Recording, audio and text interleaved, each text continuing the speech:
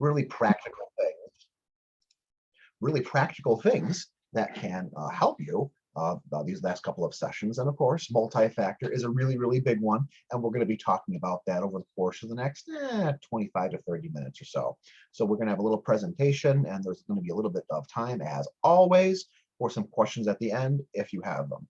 So grab your favorite soup, sandwich, fast food, frozen meal, whatever you care to do. And let's have a little bit of fun over the course of the next few minutes.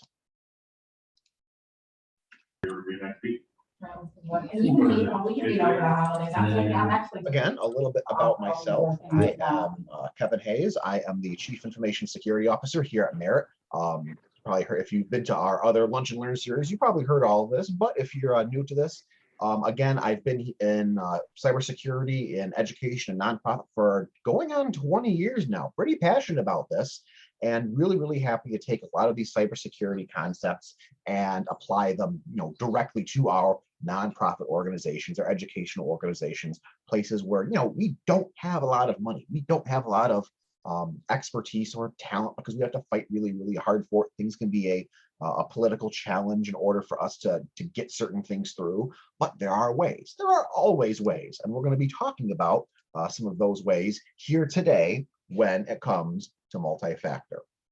So, big things for today. Introduction and conclusion, like we've done with all of our presentations so far. Number one, MFA is here to stay. It's not going anywhere. We need to be happy about this. We need to embrace this, and we need to determine the best ways in order for us to deploy this out to our users. Just like when the PC revolution came out, and all of a sudden you had computers on desktops, that was here to stay. And then we had the cloud revolution. Everything goes up to the cloud for cloud resources. That is here to stay. Although late breaking news, there is a little bit of an AWS and cloud outage going on, like literally right now at the moment. So if things are a little bit wonky or slow for you as of literally right now, it very well may not be you in particular, but the cloud, because again, the cloud is just somebody else's computer that may still have problems. The second thing to talk about is that MFA can and will save you. It will save your bacon, and it will act as a tripwire, something for you to look at, to act on potential attacks as attacks are beginning and progressing. And hopefully, if you are utilizing MFA properly, you can see the attacks kind of but before they get bad, at the beginning portion of them, and you can quash them before you have a really bad incident. And then third, we want to make sure that I want you to focus on enabling MFA on any internet-facing systems first, the things that are actually exposed to the big, bad, wide, nasty internet. Those are the things that are going to be attacked first. Work your way still internally after that. MFA on internal systems is still going to be very important, because attackers may still be able to have a foothold or a toehold in your environment. And if that happens, we want to stop that from getting even worse. I believe I showed this slide last time, and I really just wanted to focus on this again, because this is a typical ransomware attack and the kinds of things that attackers do during, well, a typical attack. And it can be ransomware, it can be malware, it can be honestly almost any popular thing, sadly, that happens in our organization now. But there's really three phases. There's this initial access of the attacker actually getting into your organization. And typically that happens through either phishing or potential password guessing. If people reuse passwords, where valid credentials are then gathered. If you look there, like the top left 3 circles there, it ends with valid credentials, and then it goes down to an internet exposed service. Now, because that whole internet exposed service, and kind of by default, you go one back, that valid credentials aspect really is kind of a linchpin. If we can figure out, and many of you already have in some fashion, so we're going to be talking about today with MFA, if we can figure out how to apply proper security to credentialing and authentication. Not only can we stop attacks right there up at that top circle where it says valid credentials, but then if we look over into the middle section where it says consolidation and preparation, the dual like little circle thing where it says lateral movement and privilege escalation and kind of go back and forth, credentials and passwords are used during that. So now internally, this is why still MFA inside your organization is very critical, because if there is that toehold inside your organization and you don't have MFA, now all of a sudden you can have attackers running rampant and going and laterally moving, escalating privilege, laterally moving, escalating privilege, finding all of the, to them, good things, but for you, bad things that end up getting your organization compromised.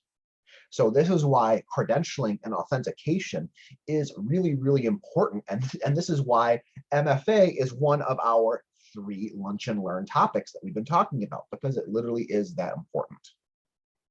And I have to laugh because MFA works. And I talked about how it can save your bacon. It saved my bacon on a personal level. I believe this is about 2 or 3 years ago.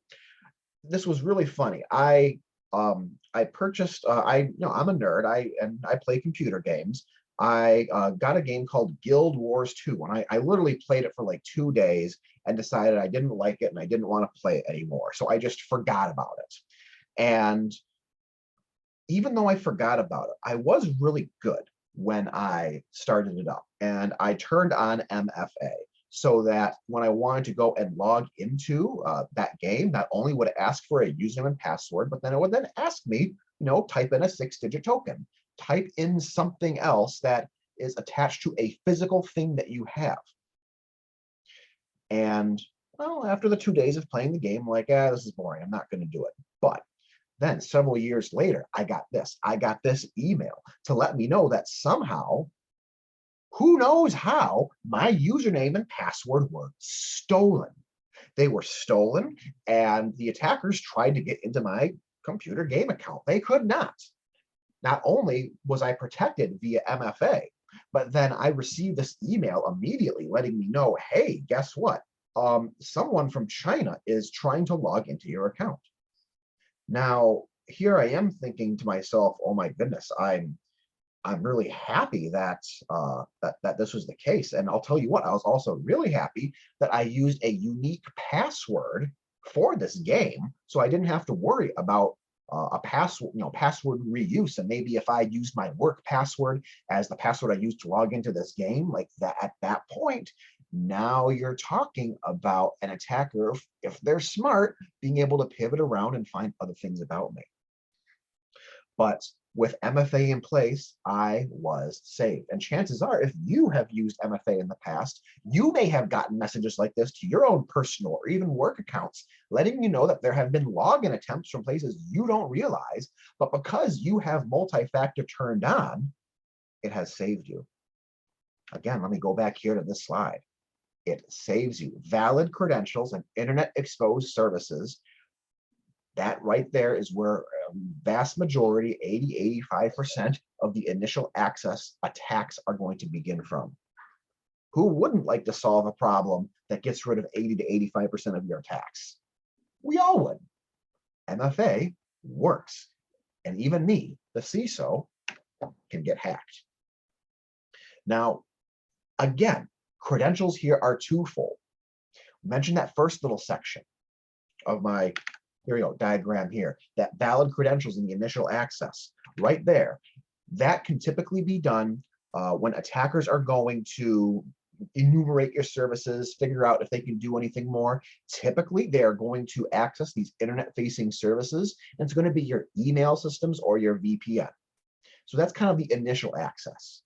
But then again, once an attacker has a little bit of a toehold at that point, if they're on somebody's computer, if they're inside an individual email account, now at that point, they're looking to elevate their rights. They're looking to find other people, more important people. They may have compromised a custodian's computer, or they may have taken over an intern's computer, but yeah, they probably don't have access to anything important. Let's find the IT department. Let's find the executives in the organization. We know they have access to good things. And if we're doing MFA properly internally, then we can make sure that elevation inside can also not happen. So credentials, they do two things for us. And one of the unfortunate things, we try, ladies and gentlemen, we tried so hard, everyone, to lock down our systems. But unfortunately, credentials, they're literally the legitimate front door. We use a house metaphor, we try to close all the windows as possible to prevent, intruders from getting in, barricade everything, right? But eventually you need to have a door, something, maybe a doggy door if you want to be really mean to people who live in the house, but still, you need some legitimate way for people to access your systems. We cannot stop our login pages from existing. So we are going to have to deal with people stealing passwords and trying to use those passwords on us until the end of time. Can we do some potential geolocation-based protections? Maybe. Maybe we can configure our firewalls to not allow authentication attempts from particular countries around the world. Maybe. But that is really just a very, very small stopgap. It's a good layer, don't get me wrong, but that is not anything that you can ever rely on. These are the front doors. They're going to be available, again, till time immemorial. And we are getting better and better every single day, every single year in doing our software updates and patching our systems to get rid of vulnerabilities, right? I'm not going to go back, but on that original screen showing how ransomware worked, there's a whole section on making sure that vulnerable software is exploited. We're getting better at patching that. But guess what we can't patch? We can't patch our employees. We can't patch our customers, our students, our constituents, our residents. It can't happen. I don't know how one does that. If our users have improper, we'll call it cyber hygiene, and they're reusing their passwords places, even though we tell them not to, we can't stop them from doing that, because passwords ultimately are that interface between our users, our employees, and them being able to do their jobs using our IT systems. It's the magic linchpin. And if they don't decide, if they themselves decide not to be secure, I mean, we can ask them nicely, forcefully, but there is no technical control that we can do to say, almost. There's almost no technical control that we can do to say, hey, excuse me, here is your work password. You must not use this anywhere else. I said maybe because I had a great conversation with somebody recently. They were really paranoid and evil in all the good ways. And they had a small organization, and they physically set their email passwords themselves for their employees. So the employees actually didn't know their work email passwords. And email was only permitted on their mobile devices. So it was a very, again, evil and draconian lockdown, but literally that's the only thing that you can do. If your employees know a work password and they decide to just copy that password and use it in other places in their life, we can't stop that from happening. We can't enforce that. And shared passwords then, the moment that you have a password that is shared between either your work or then an employee's social media or anything else that they have in their life, make it extraordinarily easy for an attacker to start to guess those passwords. We have all heard of password dumps or compromises out there on the internet. A very popular place that combines all of this is a website called Have I Been Pwned, PWNED.com. And they go and they grab together all of the data from all of these password hacks and dumps. So places like LinkedIn is probably one of the penultimate examples in which attackers knew combinations of email addresses and then passwords. Now, even though it's a LinkedIn password, do you think that maybe people are lazy because people are problematic with cybersecurity and they reuse that same password from LinkedIn on your own systems? Yes. Or did they reuse that password for their own other personal systems like their bank, their local utilities, if they're any other personal portals? very likely, if they are not using 100% unique passwords everywhere, that's a problem. That is a problem with people. Now, enter in multi-factor, which many of you know a lot of the basics on this, and a quick primer so that, because some people are a little bit, I don't want to say confused, but have maybe been led just a tiny bit astray as far as what consists of true multi-factor. There are 3 potential factors in multi-factor, and to be good, you need at least 2 of these types of things. Number 1 is something you know, like a password. Number 2 is something you have, like a smartphone or a token. And number 3 is something you are, and that's typically a biometric. So that can be a retinal scan, or typically it's a fingerprint or thumbprint, or a, I don't know, maybe a tongue print or something like that. But still, these are the 3 different factors in multi-factor, and you need to combine 2 or 3 of these in order to properly secure your authentication systems. The whole idea behind MFA is to make passwords worthless to an attacker. So if an attacker does steal a password, because this never happens at your organization, right? You never are a victim of a phishing scam that your employees respond to, in which maybe your login pages are duplicated by an attacker, and your employees are tricked into typing in their usernames and passwords right into a login page that looks just like your actual login page, but in truthfulness, it isn't. Your goal, though, is even if those passwords are taken and used 60 seconds later, 30 seconds later, it doesn't matter. They will be worthless, because a password will only be one of 2 or 3 different factors necessary. And in this scenario, an attacker would then have to have access to those other factors. Either they're going to have access to that physical token, that 6-digit device, or a specific smartphone, or have access to their palm print or fingerprint or eyeball, right? Which I guess unless you're like a 3-letter agency, you're probably not going to have access to. So in a world where almost all attacks, the vast majority, 97 to 98% of them, are going to happen completely remotely, which you're not going to have access to those physical devices or physical people, this is an absolute huge win. So if you have not already started with multi-factor, it's okay, but we can start simply. And I mentioned before, email and VPN really are the 2 cruxes that you want to be able to start with, because they are so prevalent and popular, and especially with email. An attacker has so many capabilities once they get into a particular email account when it comes to trying to social engineer or pivot their way over to other employees or to customers or to suppliers or to anyone else. So knowing that email is a linchpin when it comes to attacks, start with that. And many of us have either G Suite or Office 365 handling our email. And guess what? Even they have realized that MFA is kind of a very big deal, and they have built in completely free options that you can enable, like right now, today, that will use MFA. Those options will typically require the usage of an app on your employees' smartphones. So you might be, if you don't have this currently in place, you might realize, okay, well, what if I have an employee that doesn't have a smartphone? Well, they're a little bit of an exception, but you want to know what? I would rather have 1 exception or 2 exceptions than 100% exceptions at your organization not having MFA turned on at all. Email is critical. Focus on email first, and by default, just turn it on.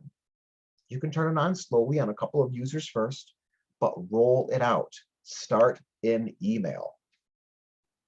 And as you're testing this out, and as you're rolling this out, thankfully, because MFA is available in almost every single public service on the internet, like Facebook and Amazon and banking and your personal email everywhere, MFA is not, like it was 10 years ago when there really weren't a lot of options. There wasn't a lot of visibility.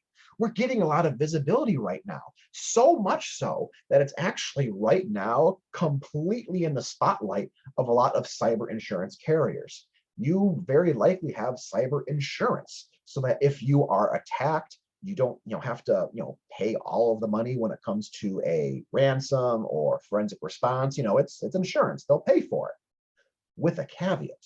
Right now, the one thing, unfortunately, the eye of Sauron of cyber insurance companies right now is beaming right towards MFA. And they are asking, and they're in many cases requiring, if you want an insurance policy with us, you need to attest you have MFA turned on for all of your users.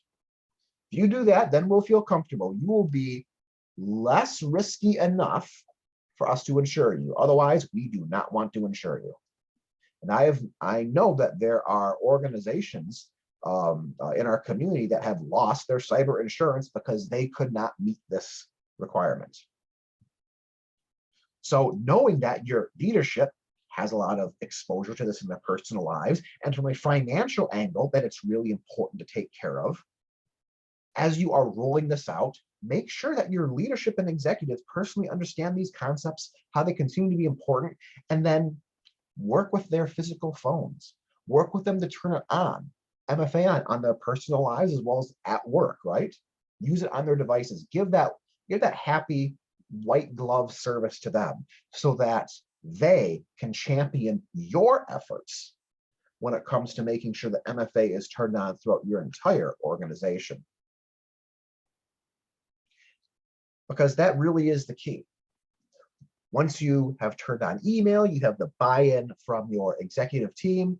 At that point, you want to look at the rest of any of your internet-facing systems that connect to your enterprise. Really, the largest focus is going to be still the email, VPN systems, and employee portals. If you do have remote access, again, that is a giant place with VPNs where attackers know if they can get into a VPN, that bypasses, in almost all of your cases, that will bypass your firewalls. You will then go in, and many times I think of cybersecurity at our organizations like a big, delicious M&M, big chocolate M&M. It's nice, hard, and crunchy on the outside, but nice and gooey and chocolatey on the inside. When you use a VPN system, you bypass that nice, hard outer perimeter, and you can pivot around and you can attack a lot better. So focus on the VPN. And then, of course, because we want to, I'm trying to think, turn that M&M into like a Hershey's Kiss. Make it all that nice chocolate, right? Well, at least harder chocolate, I guess. I know, turn it into a nerds. I think they're all just like sugar candy, right? Point being, you want to have controls and MFA throughout your organization so that these kinds of attacks don't happen and attackers cannot pivot around. As you are doing this, you may realize that the default MFA built into Google or Microsoft just isn't good enough, and that's okay. That's fine. There are other products out there. The largest one right now is called Duo Security, if you have not already heard of them, and they are really great. They can actually unify a whole bunch of disparate systems all into one platform. So it doesn't matter if you're trying to do MFA on email or on your applications or on your websites, or for logging into your servers or switches or routers or firewalls or anything. And a lot of these products can also have additional good options for you as well when it comes to self-service support and self-service device management. I love that feature of Duo Security, where I know that if I have users or if I have employees that want to add their own additional like factors or smartphones or re-enroll themselves, they can. It's built right in. It's beautiful. And then that takes time away from help desk and support staff. There are a couple gotchas that I do want to make sure that you think of and that you're aware of. First of all, MFA that is just simply email codes that are sent to email, that is not true MFA. Sometimes you may be asked to log into something, to put in your username and password, and it comes back and says, we just sent a 6-digit code to your email address. Please give that to me. That's not MFA, people. Unfortunately, that is still a password. Because think about it. If that email account is compromised anyway, the attacker is going to have access to that code that's sent. So as you are deploying MFA, I call it like 1.5 factor. It's not going to be multi-factor. It's poor person's multi-factor. If necessary, it'll work, but just know that if you have MFA and all it does is send a 6 or 8-digit code to an email address, that is not multi-factor. And additionally, do know that some multi-factor systems like Duo have the ability to give either SMS messages or voice calls. Those can work really, really well, but do know that particularly for mobile phones, those have the potential to be redirected. It's not overly difficult for an attacker to do a SIM swap or work with a not so reputable cell phone carrier or provider and literally redirect where phone call or voice calls or SMS messages go over the cell networks. These are still very, very trusting platforms. And for any kind of really critical services, I would not rely on either SMS message delivery or for voice call delivery to make sure that that second factor is taken care of. Ultimately, what you do want to do, take a little bit of time every couple of months or every year. Think like an attacker and make sure that there aren't any loopholes.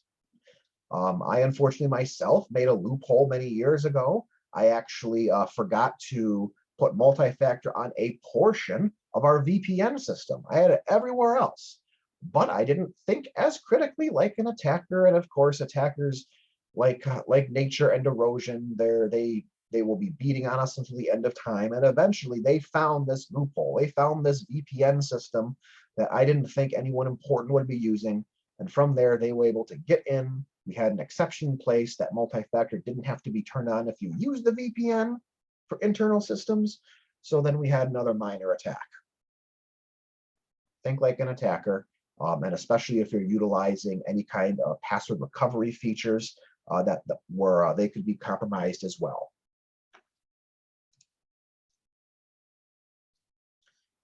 Finally, what's really important is that during your rollouts, you do listen to all of your employees.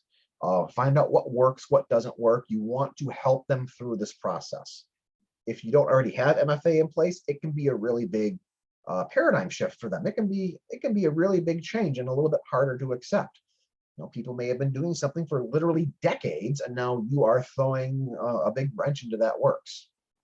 And as you are working with your employees, listening to their feedback, making sure they are heard, being very empathetic with them, make sure they know that if they do get any weird messages or if they do get any weird requests for authentication, kind of like what you saw back when I got mine for Guild Wars, they need to let you know. They need to be your eyes and ears so that if an attacker has compromised one of their accounts, you know about it right away. And this acts as that tripwire that can save your bacon. Again, to conclude here today, MFA is not going anywhere. It is here to stay. It's only going to get better from here.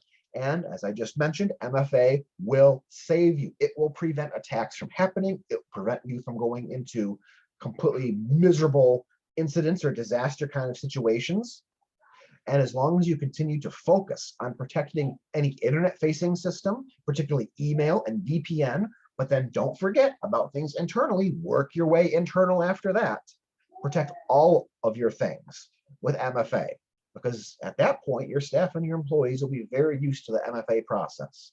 And you want to make sure that you leave no stone unturned to keep your organization safe and secure with this critical service. I hope you had a good time enjoying your lunch, as well as learning a little bit more about MFA and how it can really help your organization and keep the attackers away and hopefully help you sleep a little bit better at night. If you have any questions, I'll be around for a few minutes. But again, I really want to thank you for your time this afternoon and hope that you have a great rest of your day. Thank you.